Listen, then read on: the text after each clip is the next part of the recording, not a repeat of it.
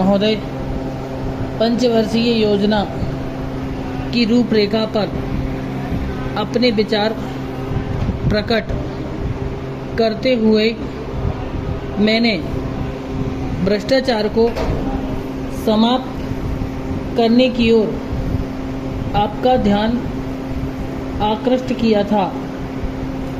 यदि भ्रष्टाचार इस देश से दूर नहीं होगा तो जो आशाएं हम करते हैं वे पूरी नहीं होंगी।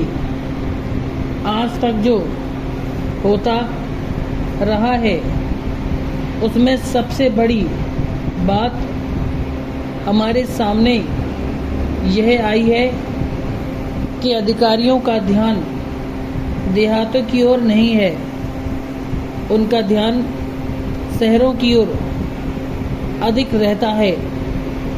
यही कारण है कि 80% किसान आज भी आबादी जो कि गांव में रहती है वे ध्यान नहीं दे पाते। मेरा सबसे पहला सुझाव यह है कि आपके अधिकारियों को निश्चित रूप से देहातों में रहना चाहिए। जो हरिजन हैं, जो आदिवासी हैं, उनके बीच में जाकर रहना चाहिए ताकि उनका ध्यान और उनकी समस्याओं का सीधा ज्ञान हो सके। आप कुछ ऐसी व्यवस्था कीजिए कि हर अधिकारी वर्ष में कम से कम 15 दिन देहातों के अंदर जाकर रहे, उन लोगों के सीधे संपर्क में आए जिससे हमारी योजनाओं के कार्यान्वयन में बड़ी सफलता मिलेगी।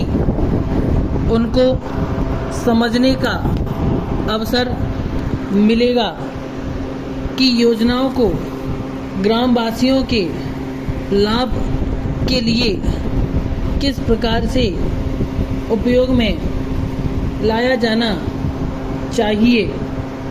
मैं एक और दूसरा सुझाव देना चाहता हूं कि अधिकारियों को काम करने के अवसर दिए जाने चाहिए।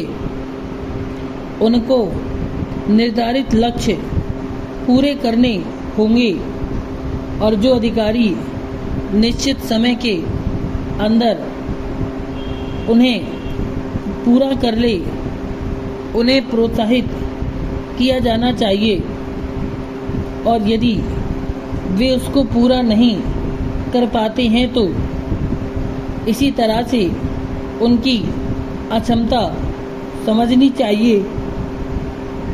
आज चारों ओर से यह कहा जा रहा है कि स्थिरता नहीं है। स्थिरता के लिए हमारी योजनाओं में शांति और व्यवस्था का होना बहुत ज़रूरी है। यह देश में शांति और व्यवस्था होगी तभी हमारी योजनाएं चल सकती हैं। हमारी जो शक्ति आज शांति और व्यवस्था स्थापित करने में लगती है उस शक्ति का इस्तेमाल हम अपनी योजना के काम में लगा सकते हैं।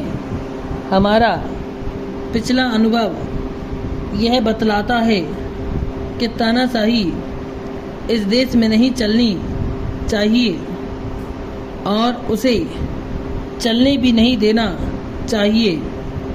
जहाँ तक दूसरे कार्यक्रम का संबंध है जिस पर कार्यवाही चल रही है उसमें कई नेता शामिल हैं।